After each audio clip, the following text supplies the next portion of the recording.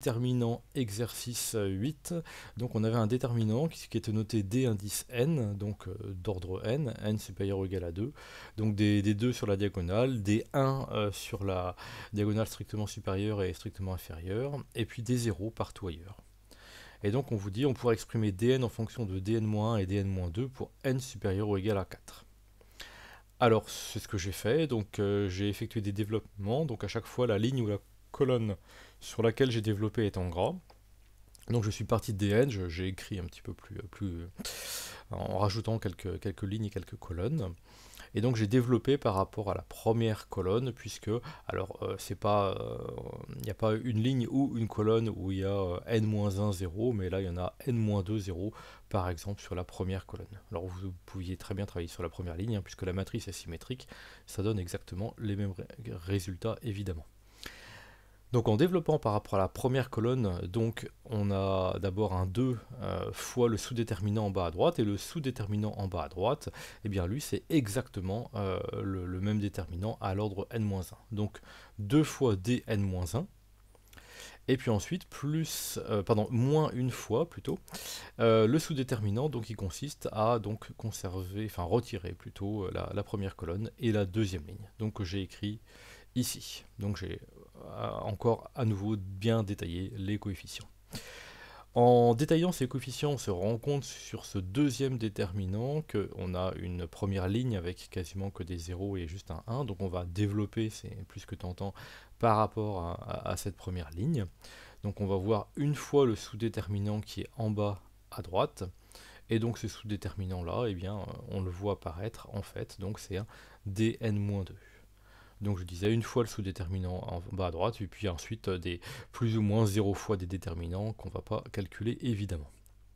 Donc finalement on trouve la relation de récurrence de dn-1 moins dn-2, donc ça c'est égal à dn dont j'étais parti. Donc d'où la relation de récurrence, dn égale 2 moins dn-2, et donc la suite dn de déterminants, donc c'est une suite récurrente linéaire d'ordre 2. Et donc on écrit son équation caractéristique, donc x au carré moins 2x plus 1. On a une racine double à cette équation caractéristique, et donc on connaît la forme générale. Dans ces cas-là, dn est de la forme alpha n plus bêta, avec alpha et bêta des réels, ici, et fois la racine puissance n, donc fois 1 puissance n, donc finalement alpha n plus bêta. Oui, Ilona. C'est pour revenir sur le premier calcul, je vois pas pourquoi on. Enfin, j'arrive pas à le voir le 2dn-1.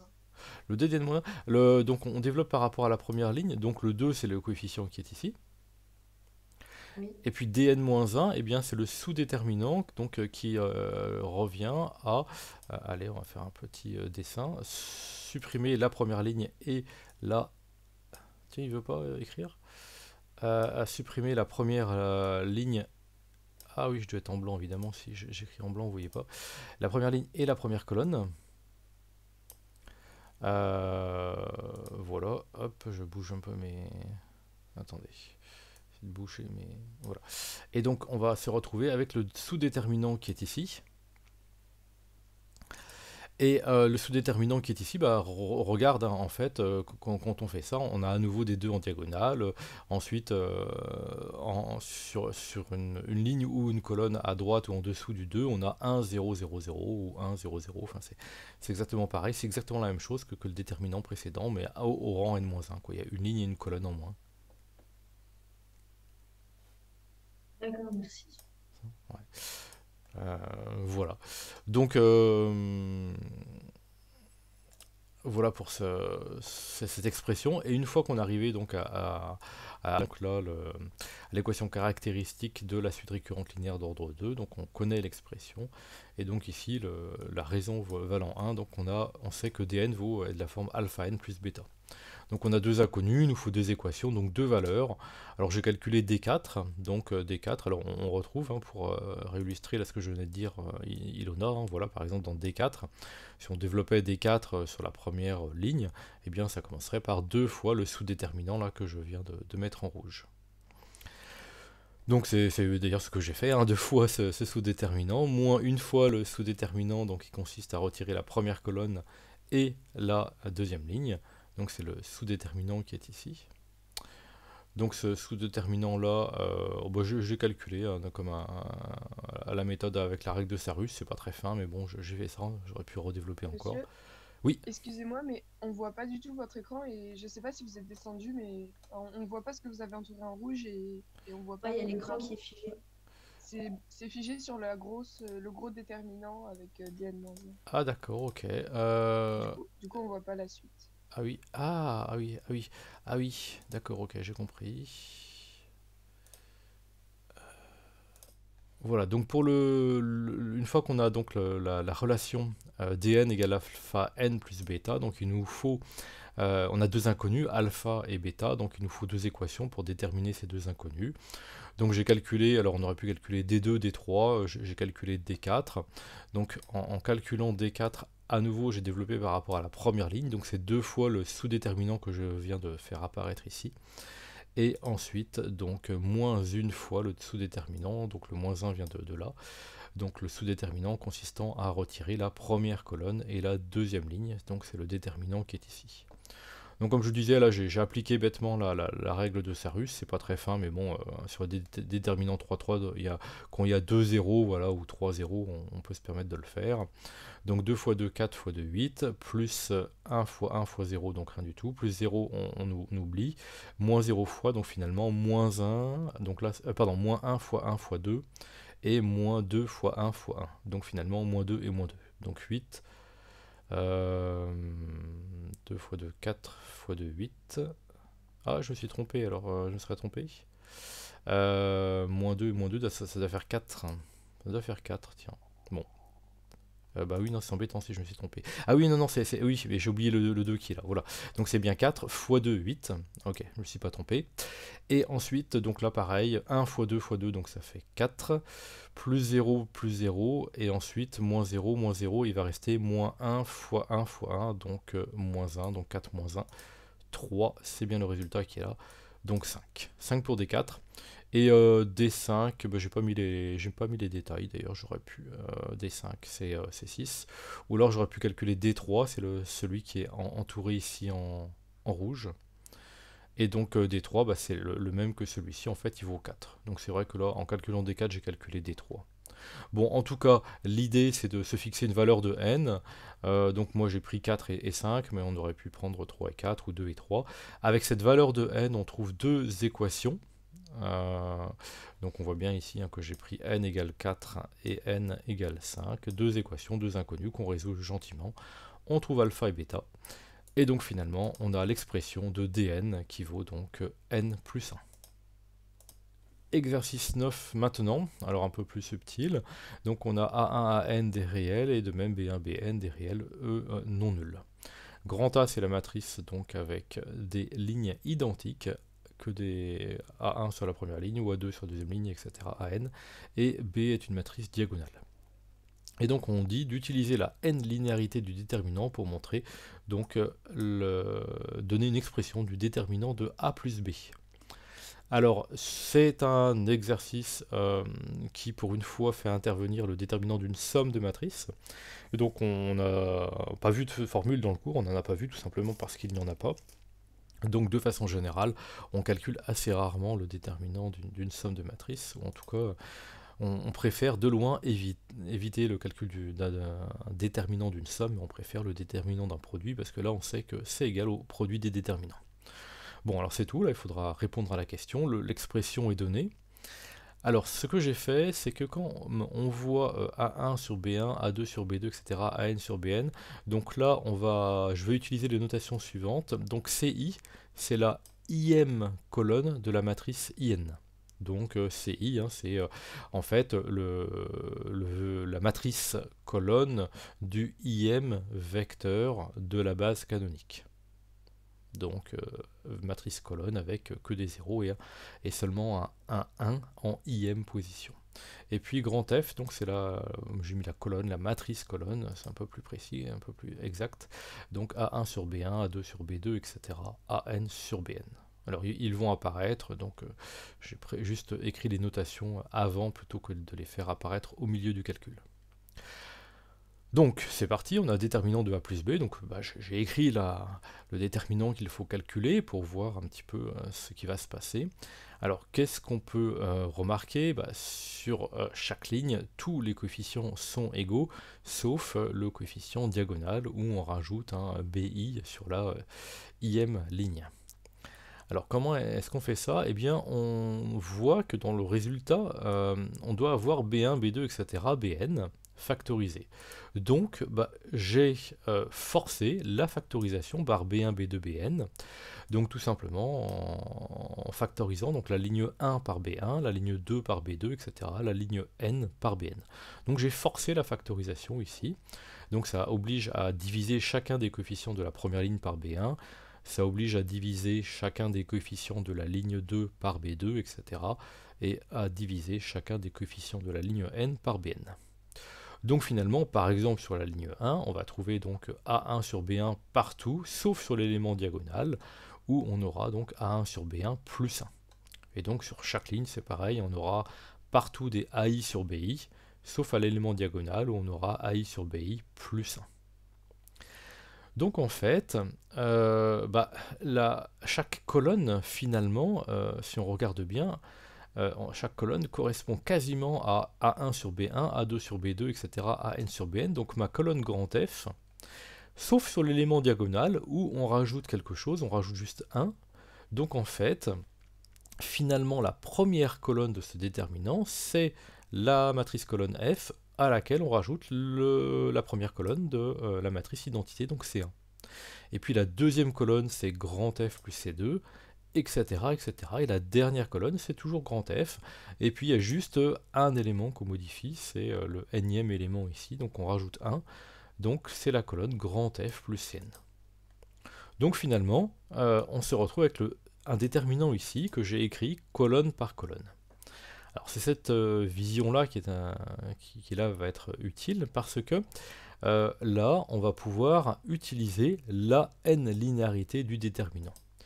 C'est-à-dire que, alors, imaginez que on ait non pas n colonnes, mais qu'on en ait juste 2.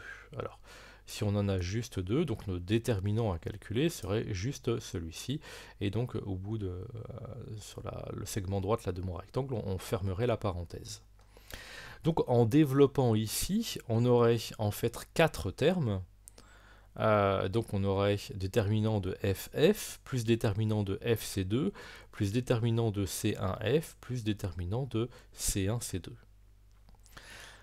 Alors en généralisant ceci, imaginons maintenant qu'on a, allez, j'ai généralisé très doucement, une troisième colonne, et donc en développant, donc cette fois-ci on n'aurait plus 4 déterminants, mais on en aurait 8.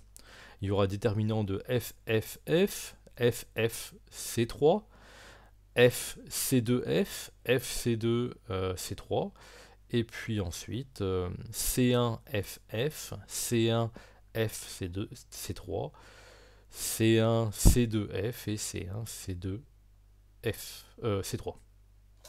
Bon, alors en fait, quand on y réfléchit bien, là-dedans, qu'est-ce qu'on a? On a, en développant donc ce déterminant, donc là on a n colonnes, on va donc avoir 2 puissance n déterminants. Alors c'est un petit peu effrayant comme ça, 2 puissance n déterminants, c'est exponentiel, hein. C'est pas très rassurant, mais il y a quand même, parmi tous ces déterminants, une immense majorité de déterminants dans lesquels on a 2 colonnes f. Ou plus, ou 3, ou 4, ou etc. Et donc, dès qu'on a 2 colonnes f, eh bien, le déterminant est nul. Un déterminant dans lequel 2 colonnes sont identiques est nul. Donc, finalement, parmi ces 2 puissance n déterminants, les seuls intéressants sont ceux pour lesquels on a moins que 2 colonnes f. Alors, moins que 2, on n'a pas trop le choix, hein. Soit il y en a une seule, soit il y en a 0. Alors, si on a 0, des colonnes f, ça veut dire qu'on a C1, C2, etc., Cn. Mais C1, C2, Cn étant les colonnes de la matrice identité, on a donc le déterminant de la matrice identité. C'est ce que j'ai mis à droite ici.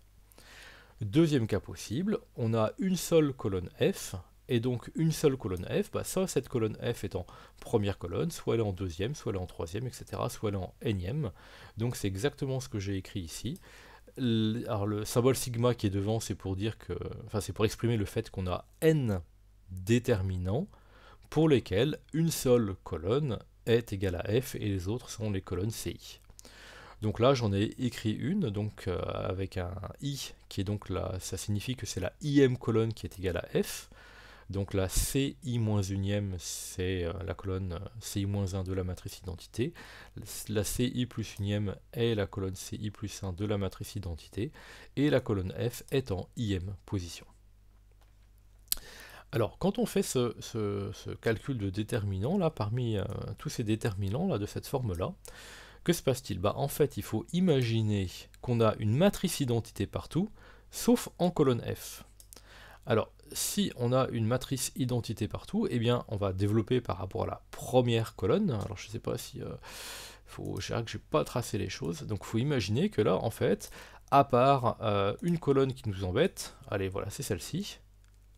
Sinon, partout, c'est la matrice identité. Donc, ça veut dire que je fais quoi là? Je vais développer par rapport au premier 1 qui est sur la première colonne. Et donc, je vais me retrouver avec le sous-déterminant qui est... Alors là, c'est des carrés comme ça, voilà. Et puis après, je redéveloppe, donc là, on a encore une sorte de matrice identité à part cette colonne-là. Donc je redéveloppe par rapport au 1 de la première colonne de cette sous-matrice, et on retombe sur une sous-matrice comme ça. Et puis on continue à développer comme ça, voilà. Donc on développe de plus en plus, et à chaque fois, c'est 1 fois le sous-déterminant qui est en dessous, donc d'une matrice carrée. Et on peut faire ça, donc développer par rapport aux premières colonnes, mais je peux aussi très bien, ici, faut imaginer qu'on a un nouveau déterminant, avec, à part sur la colonne ici verticale, sinon c'est l'identité, donc je peux très bien développer avec ce qui est en bas à droite, et puis dans ces cas-là, on va retrouver un sous-déterminant ici, ou un sous-déterminant ici, ou un sous-déterminant ici, etc., etc., ou je reprends de l'autre côté, ou un ces déterminant-là. Enfin bref, à la fin, qu'est-ce qui va rester? Il va rester uniquement un terme tout seul de la colonne où il n'y a que des f, mais la colonne où il n'y a que des f, c'est la colonne des AI sur BI. Alors, comme le f ici est en IM position, eh bien le coefficient vaut AI sur BI, puisqu'il est en IM position.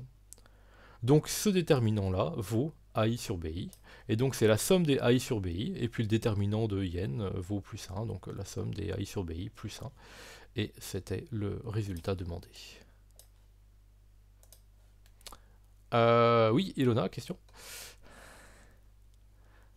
Est-ce que vous pouvez revenir pour l'avant-dernière ligne, comment on l'a trouvé, parce que j'ai pas très bien compris, s'il vous plaît. Comment on tombe ici?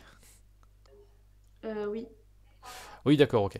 Donc, je dis que ce déterminant-là, en fait, on va le développer et on va utiliser la linéarité. Donc, si j'utilise la linéarité, pour l'expliquer un petit peu autrement, on va pouvoir utiliser la linéarité par rapport à la première colonne, ce qui va nous donner deux déterminants. Ça va être déterminant de f, f plus c2, f plus c3, etc., f plus cn, plus déterminant de c1, f plus c2, f plus c3, etc., f plus cn. Et après, on utilise le déterminant, on utilise la linéarité par rapport à la deuxième colonne, dans chacun des deux déterminants qu'on a trouvés. Donc chacun des deux déterminants qu'on vient de trouver va se décomposer en deux autres déterminants, ce qui fait qu'on va en avoir 4. Et puis après, on utilise le développement par rapport à la troisième colonne. Donc on va développer par rapport à f plus c3. On aura un déterminant avec f et un déterminant avec c3. Et donc chacun des 4 déterminants qu'on a trouvés va se décomposer en une somme de 2 déterminants. L'un où la troisième colonne sera f, et puis l'un où la troisième colonne sera c3. Donc on va en avoir 8, etc., etc. Donc on va avoir 2 puissance n déterminants. Mais comme je le disais, dans ces 2 puissance n déterminants, si par exemple on va imaginer là que on a f plus c3 et qu'on en a juste 3. Donc qu'est-ce qu'on aurait? On aurait un déterminant avec f, plus un déterminant avec f, c3, un déterminant avec f, c2f, un déterminant avec f, c2, c3. Et donc il y a quand même beaucoup de déterminants où f apparaît, et où f apparaît au moins 2 fois. Et donc ça c'est une énorme simplification, c'est-à-dire que tous les déterminants où f apparaît 2 fois ou plus, ces déterminants, grâce à l'antisymétrie, ou au caractère alterné, c'est la même chose pour nous, euh, des déterminants de façon générale. Donc grâce à l'antisymétrie, les déterminants dans lesquels la colonne f apparaît 2 fois ou plus sont des déterminants nuls. Donc ça veut dire qu'il ne va rester que les déterminants où apparaît f soit 0, soit une fois. Alors si f apparaît 0 fois, bah, ça veut dire que ici on a pris sur la première, on a développé, là on a gardé que C1, là on a gardé que C2, donc on va garder C1, C2, Cn, et donc là on retrouve In. Et si f n'apparaît qu'une seule fois, eh bien il va apparaître où on ne sait pas trop, dans une des dans une des n colonnes, et donc j'ai dit bah, c'est donc la im colonne, et donc la im colonne c'est f, on a une seule fois f, sinon le déterminant serait nul, et donc toutes les autres colonnes là sont des colonnes CJ, et f est en im colonne, la im colonne c'est la colonne grand F. Et donc quand on développe, on a bien des plus, donc c'est bien une somme de ces déterminants ici. Voilà. Donc le symbole sigma ne s'applique que aux déterminants. Est-ce que c'est un peu plus clair, ou est-ce que c'est parfaitement clair? Oui, c'est un peu plus clair, juste je comprends pas pourquoi l'antisymétrie fait qu'on ne peut pas prendre les déterminants. Ouais, alors on reprend.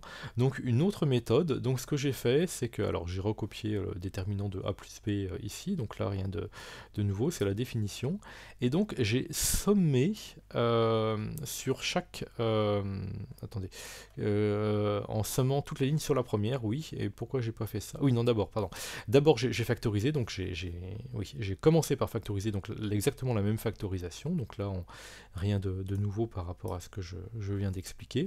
On force la factorisation par B1 sur la première ligne, on force la factorisation par B2 sur la deuxième ligne, etc.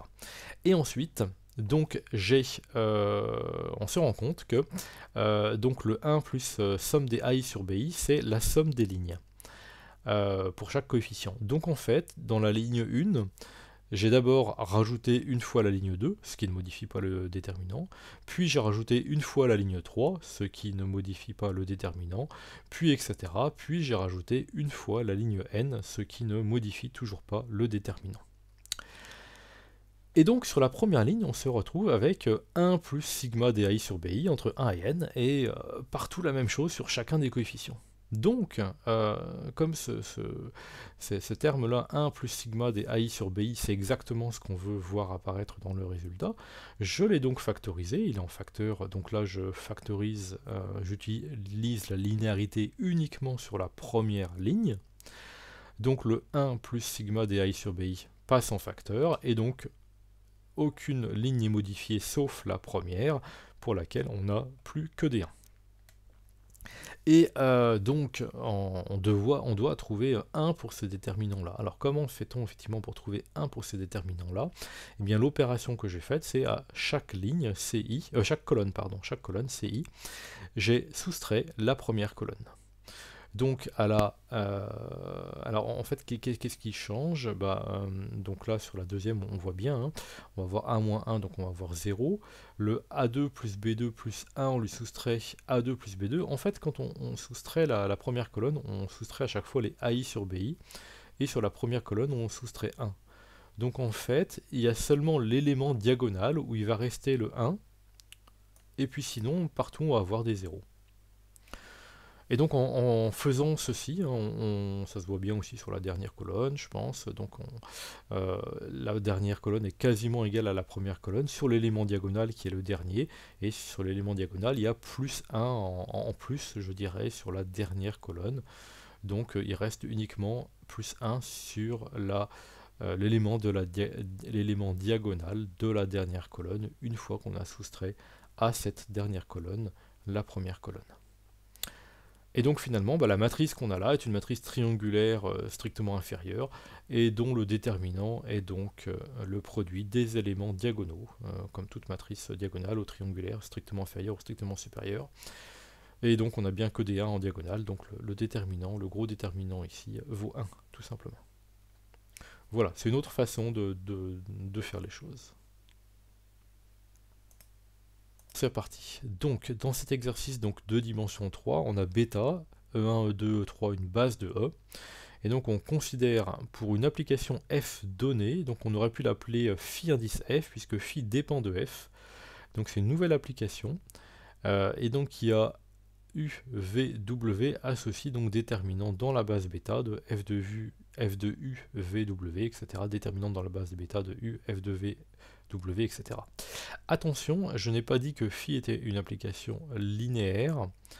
D'ailleurs, elle n'est pas linéaire puisqu'elle dépend de 3 variables. Donc au mieux, elle va être trilinéaire, phi. Mais ce n'est pas une application linéaire, donc faites bien attention à ça. Ne vous précipitez pas en pensant que toutes les applications sont linéaires. Maintenant, on a vu des applications qui étaient bilinéaires, trilinéaires, n-linéaires, etc.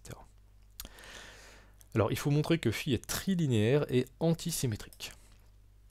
Donc, pour la linéarité, j'ai considéré uniquement la linéarité par rapport à la première variable.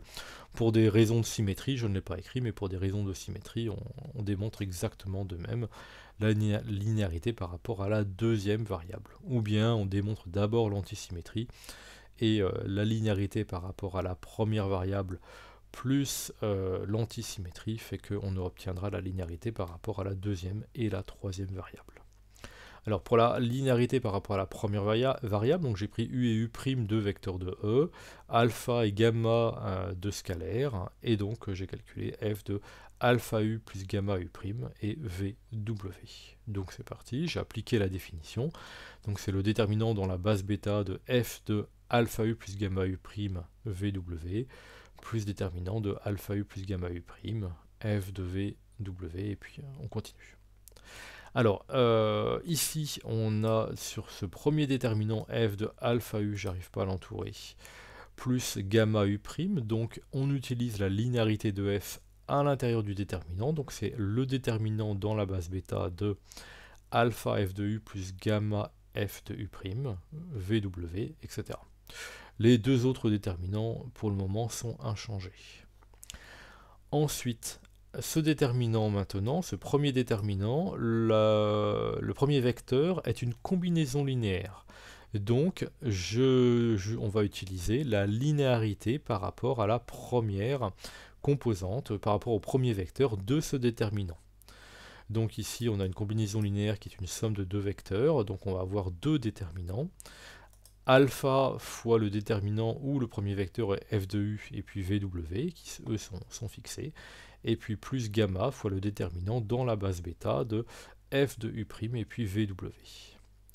Pour le deuxième déterminant ici, c'est pareil, on a une combinaison linéaire, alors cette fois-ci les vecteurs sont u et u', et non pas f de u et f de u'. Donc à nouveau je développe par rapport à la première colonne, et donc on a deux déterminants qui apparaissent. Donc celui-ci, voilà, alpha d'être dans la base bêta de u f de vw, et puis gamma d'être dans la base bêta de u' f de vw. Quant au troisième déterminant auquel on n'avait pas touché jusqu'à présent, c'est la même chose. Le premier vecteur est une combinaison linéaire de deux vecteurs, donc on utilise la linéarité par rapport au premier vecteur de ce déterminant, et donc on a une somme de deux autres déterminants. Alors on a trois déterminants qui sont multipliés par des alpha, trois qui sont multipliés par des gamma. On factorise, je ne l'ai pas fait par alpha, on regroupe ceux qui sont factorisés par alpha, on regroupe ceux qui sont factorisés par gamma. Et donc on retrouve directement alpha phi de UVW et plus gamma phi de U'VW. D'où la linéarité par rapport à la première variable. Alors pour l'antisymétrie, c'est pareil, je n'ai traité que l'échange des deux premières colonnes, j'aurais pu faire première et troisième, ou deuxième et troisième, le principe est exactement le même. Donc si on échange V et U, donc on va se retrouver avec le déterminant de f de V, U, W, etc. Le déterminant de f de V, U, W est égal à moins déterminant en échangeant les deux premières variables U et f de V. Ici, c'est exactement pareil. J'ai échangé V et f de U. Donc on trouve l'opposé du déterminant en échangeant les deux premières variables. Et puis ici, eh bien c'est pareil, j'ai échangé V et U, et donc c'est moins déterminant de UV, et puis on conserve le troisième vecteur F de W. Donc finalement, la seule chose que j'ai faite en passant à la ligne 3, c'est que j'ai échangé les places des deux premiers déterminants par commutativité du calcul. Donc celui où on a F de UVW passe devant, celui-ci, ce déterminant-là, va passer en deuxième position, de façon à faire réapparaître de façon évidente phi de UVW, mais à chaque fois avec des moins, donc moins phi de UVW. Et donc on a bien f de VUW est égal à moins... pardon, phi de VUW est égal à moins phi de UVW.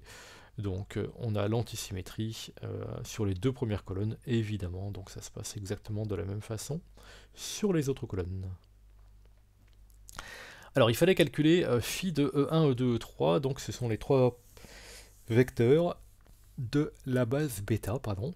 Et alors c'était pas la réponse à donner, à exprimer n'était pas forcément évidente. Alors on va partir et puis regarder ce qui se passe un petit peu. Donc le déterminant dans la base bêta, enfin phi de E1, E2, E3, c'est le déterminant dans la base bêta de f de E1, E2, E3, plus et puis deux autres déterminants qui sont du même genre. Alors le premier déterminant, le déterminant dans la base bêta de f de E1, E2, E3, celui qu'on ne connaît pas, évidemment, c'est f de E1, donc je l'ai noté P1, P1', P1 seconde. Alors P1 parce que, en fait, on a des composantes, j'aurais pu peut-être mettre C plutôt que P, c'est des composantes donc de f de E1, suivant la direction E1, suivant E2 et suivant E3. Par contre, pour E2 et E3, en fait, eh bien on a en deuxième et troisième colonne des colonnes de la matrice identité, puisque E2 c'est une fois E2 et E3 c'est une fois E3, de façon évidente. Donc ce premier déterminant, de même que pour les deux autres, sont en fait égaux à la matrice identité, sauf sur une colonne. Et sur une colonne, donc on trouve un seul, enfin on trouve une colonne, et donc la colonne correspond soit f de 1, soit f de 2 pour la deuxième, soit à f de E3 pour la troisième. Donc c'est un petit peu comme dans l'exercice précédent, hein, on avait un déterminant comme ça. Alors en fait, donc ce déterminant, bah là on le développe par rapport à la troisième colonne, puis par rapport à la deuxième, et donc il nous reste que finalement P1. Et puis le deuxième, il va nous rester que P2', et le troisième, pareil, on développe de la même façon, et il ne reste que P3 secondes. Donc finalement, phi de E1, E2, E3 vaut... alors j'ai mis la projection, c'est une projection, oui, c'est la projection sur de f de E1 sur vecte de E1, c'est-à-dire la composante de f de E1 sur E1. C'est ça en fait, hein, sur la direction engendrée, sur l'espace vectoriel engendré par E1. Donc non, c'est bon. On regarde la composante de f de E1 dans la direction E1. Et puis le deuxième déterminant, c'est la composante de f de E2 dans la direction dirigée par vecte de V2. Et puis le troisième nombre, c'est la composante de f de E3 dans la direction dirigée par E3. Donc on ne peut pas dire grand chose de plus sur cette valeur de phi. Alors là où c'est quand même intéressant d'un point de vue raisonnement, c'est la question suivante.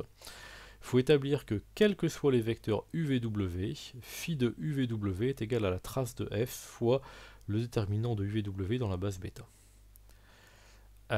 Oui, j'ai vu une main qui...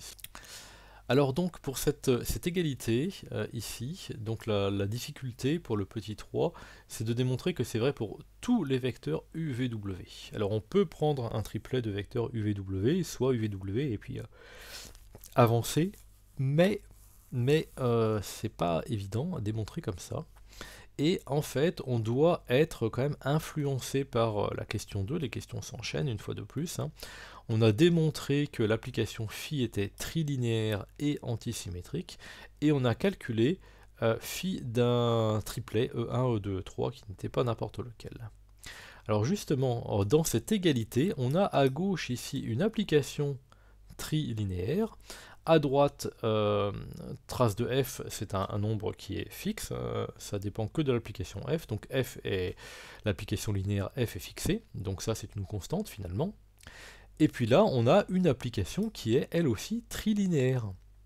Donc, en fait, plutôt que de démontrer que les deux applications sont identiques sur E3, c'est comme pour des applications linéaires, plutôt que de démontrer que deux applications linéaires sont égales, en général, c'est pas la bonne idée, hein.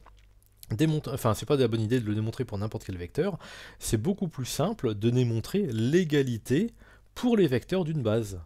Puisque on sait très bien que si on connaît l'image d'une base par une application linéaire, on connaît l'application linéaire.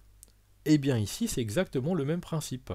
Si on connaît l'image de vecteur d'une base par une application trilinéaire, on connaît l'application trilinéaire.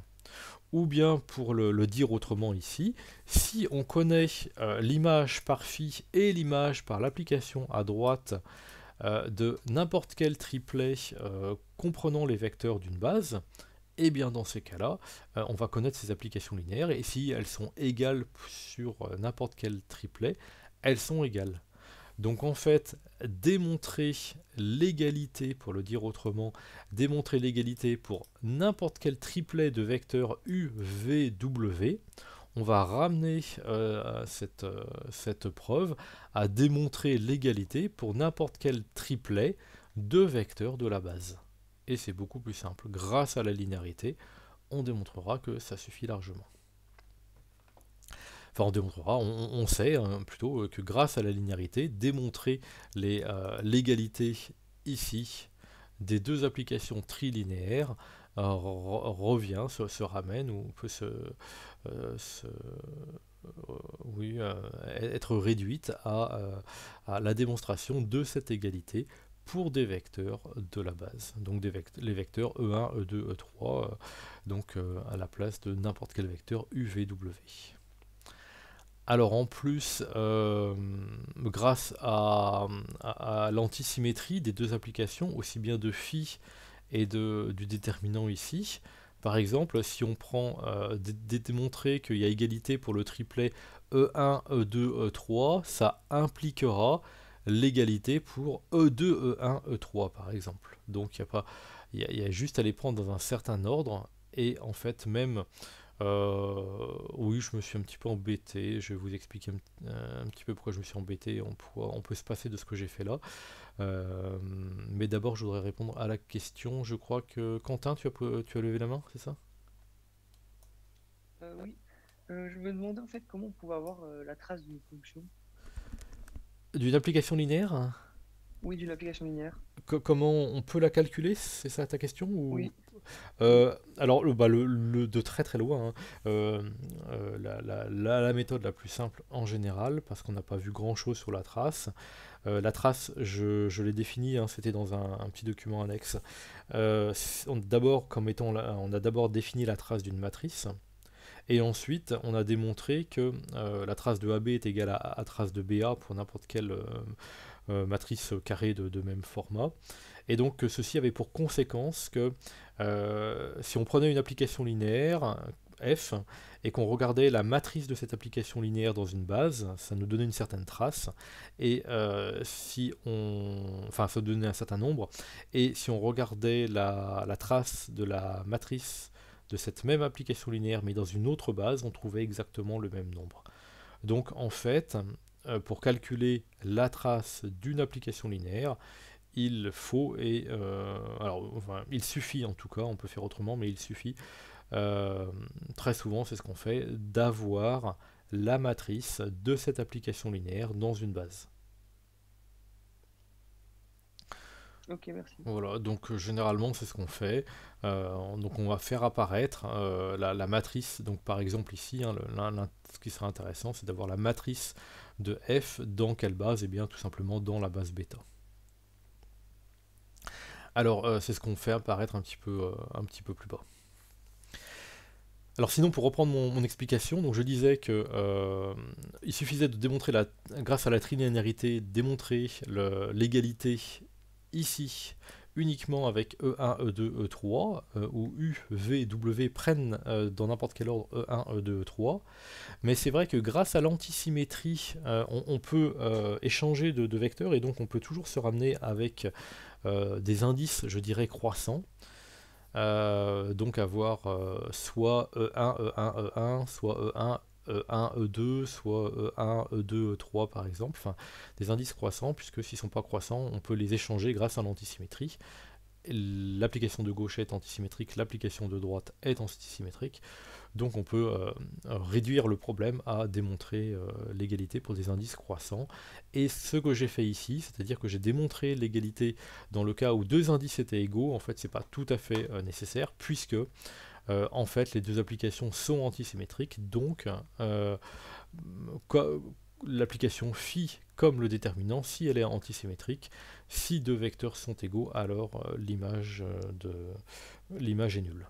Donc bon, je l'ai redémontré ici, mais en fait on pourrait considérer que c'est acquis. Si on a deux vecteurs égaux, phi de trois vecteurs dont deux sont égaux, alors c'est nul, grâce à l'antisymétrie. Bon, alors je l'ai redémontré, donc j'ai appliqué la définition de phi, donc on a f de E1, E1, E3, et puis ensuite E1, f de E1, E3, et puis E1, E1, E3. Donc le troisième vecteur, grâce à l'antisymétrie du déterminant, il est nul. Quant aux deux premiers, eh bien tout ce que j'ai fait tout simplement, c'est que j'ai utilisé l'antisymétrie du déterminant, donc sur le deuxième déterminant sur celui-ci. J'ai échangé le premier et le deuxième vecteur, donc on trouve l'opposé. Et donc on trouve l'opposé de ce qu'on avait. Et l'opposé de ce qu'on avait, c'est aussi l'opposé du premier déterminant. Donc la somme des deux est nulle. Donc on retrouve le fait que si deux vecteurs sont égaux, aussi bien l'application phi que l'application qui est à droite ici sont nulles. Alors maintenant il reste à démontrer l'égalité de ces deux applications dans le cas où les trois vecteurs sont différents, et donc là on n'a pas le choix. Enfin on n'a pas le choix, on a ramené le problème à étudier donc E1, E2, E3. Donc U c'est E1, V, E2 et W, E3. Alors, phi de E1, E2, E3, eh bien, c'est ce qu'on avait calculé dans la question 2, donc c'est ma somme de projection, là, mon écriture Kilona, mais tu as raison, hein, c'est pas du tout une critique, ne trouvez pas forcément très, très explicite, donc voilà, c'est la valeur P1 plus P2 prime plus P3 secondes, donc la première composante de f de E1, la deuxième composante de f de E2 et la troisième de f de E3 dans la base bêta. Alors, en fait, donc cette somme, c'est la somme des éléments diagonaux, et là, ça revient à la question on revient sur la question de Quentin. Cette matrice-ci, c'est exactement la matrice de f de l'application linéaire f dans la base bêta, puisque la première colonne c'est f de E1, la deuxième colonne c'est f de E2, la troisième c'est f de E3 dans la base bêta. Donc cette somme ici est égale à la trace de cette matrice. Cette matrice-là est la matrice de l'application linéaire f dans la base bêta. Et donc par définition de la trace de f, eh bien la trace de f, c'est justement la trace de sa matrice dans une base quelconque, ou d'une de ses matrices dans une base quelconque. Donc apparaît la trace. Donc je ne l'ai pas écrit à gauche, j'aurais dû l'écrire. C'est phi de E1, E2, E3 que j'ai calculé. Et donc phi de E1, E2, E3 est égal à la trace de f. Mais normalement, on doit trouver trace de f fois le déterminant dans la base bêta, etc. Donc j'ai calculé ce déterminant. Mais le déterminant dans la base bêta de E1, E2, E3, c'est justement le déterminant de la famille bêta dans la base bêta. Et ça, on sait, on avait vu en cours, hein, que le déterminant de la famille bêta dans la base bêta, c'est le déterminant de l'identité, et il vaut 1. Donc en fait, l'expression de droite, c'est trace de f fois 1, donc trace de f, et l'expression de gauche, c'est phi de E1, E2, E3, et phi de E1, E2, E3 est bien égal à trace de f. Donc, pour montrer que l'application phi est un produit scalaire, donc le premier espace est un espace de polynôme, donc on va définir un produit scalaire sur un espace de polynôme. Et donc phi de p et q, donc c'est la somme des p de k, q de k pour k compris entre 0 et 3. Alors, bon, l'application est clairement définie sur R3 de x, croix R3 de x à valeur dans R, donc là, il n'y a pas de souci. J'ai commencé quasiment systématiquement par la symétrie. Donc phi de PQ, c'est la somme des P de K, Q de K, entre 0 et 3, donc c'est la somme des Q de K, P de K, c'est donc phi de QP, d'où la symétrie. Donc la bilinéarité va se réduire à démontrer la linéarité par rapport à une variable. Donc j'ai pris P, Q et R dans grand E, et puis lambda dans R, donc j'ai regardé la linéarité par rapport à la deuxième variable. Donc phi de P est Q plus lambda R. Donc j'ai pris qu'un seul scalaire ici pour simplifier un petit peu. Donc c'est la somme des P de K, Q plus lambda R 2K, mais Q plus lambda R 2K, ça c'est par définition des applications, c'est égal à Q de K plus lambda R de K. Donc ensuite on va distribuer à l'intérieur de la somme, et puis séparer les sommes en deux, factoriser par lambda, et donc on a assez simplement la somme des P de K, Q de K, plus lambda fois la somme des P de K, R de K. Et donc là on trouve phi de PQ plus lambda fois phi de PR. D'où la linéarité par rapport à la deuxième variable, et la symétrie implique la linéarité par rapport à la première variable. Donc, dans ce type d'exercice, la linéarité et la symétrie, ce ne sont pas des choses compliquées, donc il ne faut pas traîner dessus, juste les faire proprement. La positivité, c'est rarement très compliqué, donc là on calcule phi de P et P, c'est pour un seul et même vecteur, donc un seul et même polynôme ici. C'est la somme pour k allant de 0 à 3 des P carrés de k. Comme on est sur un polynôme à valeur réelle, attention sur des complexes on ne pourra rien affirmer sur le signe, mais là P de K est un réel, donc P de K au carré est positif, et donc c'est une somme de termes positifs, phi est positif. En général, la difficulté elle est sur le caractère défini, donc c'est phi de PP égale 0, ça doit impliquer que P égale 0. Donc ça signifie que la somme de K égale 0 à 3 des P de K au carré égale 0, que j'ai oublié ici, je corrigerai. Donc égale 0, et donc c'est une somme de carrés, donc une somme de carrés est nulle, de carré de réel est nul, si et seulement si chacun des réels est nul. Donc ça implique que P de 0 est égal à P de 1, est égal à P de 2, est égal à P de 3, est égal à 0. Ou bien P au carré, on pourrait mettre des carrés, enfin bref, je les ai retirés. Et donc, alors là, il y a un argument, il est clair qu'on vous attend dessus, je sais avec qui j'en avais discuté récemment. L'argument ici, il faut démontrer que le polynôme est nul. Attention, c'est P qui doit être nul, c'est ce qu'il faut démontrer. Donc l'objet, le vecteur, c'est le polynôme P, il doit être nul. Et l'argument, c'est un argument hyper classique.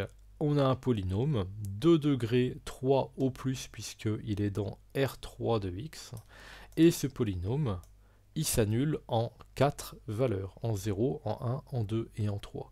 Donc c'est un polynôme de degré 3 qui a 4 racines, et en fait, un polynôme de degré 3 ne peut avoir, a 3 racines au plus, sauf s'il est nul, donc finalement le polynôme est nul. Bon, on ne dit pas tout à fait ça, normalement c'est un polynôme non nul de degré 3 à au plus 3 racines. Donc comme là c'est un polynôme qui est a priori de degré 3 au plus, qui a plus que 3 racines, alors c'est le polynôme nul, pour être très rigoureux. Bref, en tout cas, l'argument, il y a plus de racines que le degré, ça c'est vraiment un argument avec lequel il faut être capable de réagir très vite. Donc le polynôme P est nul, et donc phi est bien un produit scalaire. Deuxième exemple, on travaille sur un espace toujours, enfin sur le même espace d'ailleurs, R3 de x, mais on définit un produit scalaire avec une intégrale. Donc c'est une autre façon, un autre type de produit scalaire. Donc il faut bien comprendre que là, on va définir un autre type d'orthogonalité. Voilà. Il y a différentes façons d'être orthogonaux pour des polynômes. C'est comme ça, il faut l'accepter. Jusqu'à présent, vous aviez une seule orthogonalité. Voilà, c'est celle de votre équerre, je dirais, que vous avez manipulé en long, en large et en travers en école primaire et au collège. Et maintenant, eh bien, il faut accepter qu'il y a plusieurs types d'orthogonalité. Voilà. Donc un deuxième type d'orthogonalité. Alors la bilinéarité, donc je ne me suis pas embêté, hein, j'ai dit que c'est une conséquence de la linéarité de l'intégrale.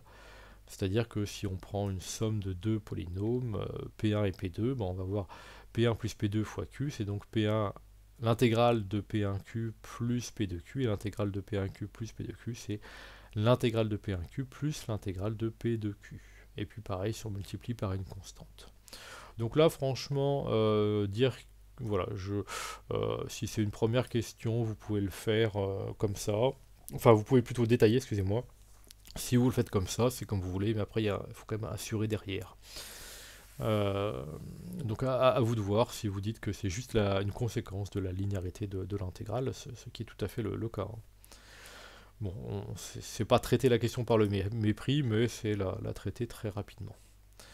La symétrie est évidente, pareil, je ne me suis pas attardé, hein, intégrale de PQ c'est intégrale de QP. Alors, le caractère positif, là, il faut s'attarder un petit peu plus. Hein, donc, phi de P, c'est l'intégrale de moins 1 à 1 de P au carré. On intègre une fonction réelle positive, et donc on a une intégrale positive. Attention, parce que les bornes sont dans le même ordre. Voilà. Et oui, car l'intégrale est positive, hein, plutôt que les bornes sont dans un ordre croissant. Voilà.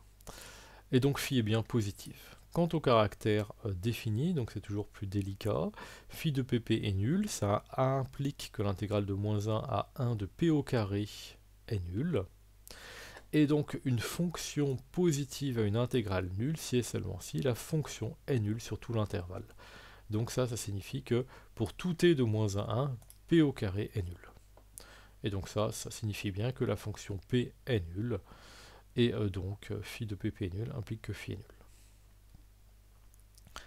Troisième exemple, j'ai changé d'espace de fonction ici, donc on va parler d'un espace de dimension infinie, l'espace des fonctions continues sur 0,1, même de classe C1, pardon, de classe C1 sur 0,1 plutôt. Et donc le produit scalaire est défini de la façon suivante, donc phi de fg c'est f de 0 g0 plus intégrale de 0 à 1 de f'g'. Alors, pareil, la bilinéarité, j'ai traité la question un petit peu de haut, j'ai dit c'est bilinéaire parce que l'évaluation, donc là il y a une évaluation ici, en 0, et ici on a une intégrale, et donc l'évaluation et l'intégrale sont linéaires. Bon, alors il faut dire les choses correctement, enfin là c'est dit correctement, mais quand on dit que l'évaluation est linéaire, ça signifie que l'application qui a lambda associé f de lambda est linéaire. Et donc pour un g fixé, on a bien l'application qui a f associe ceci qui est linéaire. Et puis de même, hein, l'intégrale, donc pour g fixé, donc g' fixé, l'application qui a f associe intégrale de 0 à 1 de f' de t g de t dt est linéaire par rapport à f. Bon, il n'y a pas de souci hein, pour dire ça comme ça. Ça fait même un petit peu bébé quelque part hein, en SP pour ce genre de choses, de faire à la main, c'est-à-dire de prendre f1, f2 des fonctions, lambda et mu des scalaires. C'est très bien de l'avoir fait si vous l'avez fait. Il faut l'avoir fait un certain nombre de fois, mais quand vous l'avez fait un certain nombre de fois, il y a quand même des tas de cas où on se rend compte que ça rentre dans des cadres généraux, et là le cadre général c'est l'évaluation, et c'est la linéarité de l'intégrale, donc là c'est quand même mieux de traiter ça plus rapidement. Le caractère symétrie, j'ai carrément dit que c'était évident, bon vous pouvez quand même l'écrire, ça coûte rien. Éventuellement évident, on peut vous taper un peu sur les doigts, là, si vous l'écrivez, on vous en voudra pas. Positif, alors positif, par contre là, attention, donc faut faire les choses.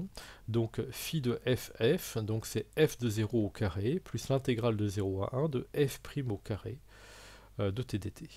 Alors, f au carré, f est une fonction à valeur réelle, donc son carré est positif. Et de même, ici, on intègre une fonction positive sur des bornes qui sont dans un ordre croissant. Donc, le tout est positif. Phi est bien positive. Phi de ff égale 0. Ça implique que f au carré égale 0 et plus l'intégrale, pardon, au carré égale 0. Donc, ça implique d'une part, puisqu'on a deux nombres positifs, l'intégrale est positive et le nombre au carré est positif. Donc, ça implique que f au carré est nul d'une part, et d'autre part que l'intégrale ici est nulle, et l'intégrale est nulle. L'intégrale d'une fonction positive est nulle si et seulement si la fonction est nulle, donc f' est nulle. Et donc attention ici, on a, il faut conclure proprement, donc on a f' qui est nul, ça signifie que la fonction f est constante, et on rajoute l'argument f de 0 égale 0, donc f est constante, et cette constante est nulle. Donc la fonction f est la fonction nulle, phi est définie. Si il est bien un endroit où on va vous attendre, sur une démonstration du fait qu'on a un produit scalaire, c'est sur le caractère défini. C'est toujours là que les raisonnements sont les plus subtils. Le quatrième exemple, bah, c'est celui qu'on a traité en classe. Alors, je crois qu'en classe, j'avais mis A fois la transposée de B, et donc là, j'ai mis la transposée de A fois B. C'est exactement, évidemment, la même idée. Donc la symétrie, je l'ai traitée. Là, je vous renvoie sur ce qu'on a fait en classe. Je pense que c'est encore plus détaillé que ici. Le caractère bilinéaire, c'est lié à la linéarité de la trace. Hein, ça, il faut l'avoir en tête. Ensuite, donc ça c'est évident, le caractère symétrique, c'est parce que la trace de AB est égale à la trace de BA. Voilà. Phi de AA pour la positivité, donc là j'y vais un petit peu. La trace de transposée de AA, donc c'est la somme des éléments diagonaux de cette matrice-ci. Alors rappelez-vous, hein, quand on a une matrice et qu'on somme des éléments, eh bien très souvent on prend le nom de la matrice, on la met entre crochets et on met en indice les indices des éléments qu'on va sommer. Donc là c'est les éléments diagonaux, donc on somme les éléments de la matrice A transposé A et d'indice KK, pour K compris entre 1 et n. Et ensuite j'ai recalculé ce que c'était que l'élément d'indice KK de A transposé A, donc de ce produit matriciel. Et donc c'est l'élément d'indice KI fois l'élément d'indice IK de respectivement transposé de A et de A. Et ça, en somme ces produits-là pour I allant de 1 à n. Donc l'élément d'indice KI de la matrice transposée de A, c'est l'élément d'indice IK de la matrice A. Et donc là on a le AIK, et là aussi on a le AIK, et donc c'est une somme de AIK au carré. Et donc là apparaît quelque chose de positif. Donc en fait, phi de AA, c'est... apparaît dans phi de AA, puisqu'on somme sur I et on somme sur K, on pourrait intervertir les deux sommes. Et donc finalement, phi de AA, c'est la somme des carrés des coefficients de la matrice. Il faut quand même comprendre ça. Phi de AA, c'est la somme des carrés des coefficients de la matrice. C'est les carrés des coefficients, on somme sur I, on somme sur K, ce sont des sommes finies, on peut intervertir les deux sommes. Donc en fait c'est la somme sur I et sur K des AIK au carré. Et donc phi de AA est nul, donc ça implique que la somme des carrés des coefficients de la matrice la somme est nulle, et donc ça signifie que chaque coefficient est nul, donc chaque AIK est nul, et donc la matrice A est nulle, d'où le caractère défini. Voilà pour ce premier exercice. Est-ce que vous avez des questions ou pas ?